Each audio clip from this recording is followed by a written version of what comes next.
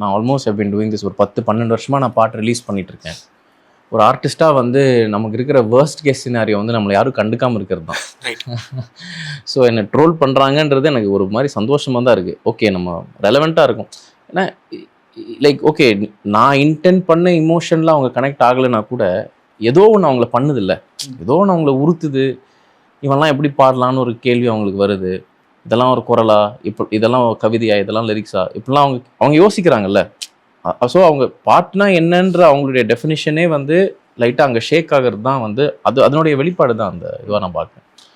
So எனக்கு அவங்க free publicity பண்ணுறாங்க. யாரோ எங்கெங்கேயோ கேள்விப்பட்டதெல்லாம் வந்து ப்ரோ இது மாதிரி சொன்னாங்க, அது மாதிரி சொன்னாங்க.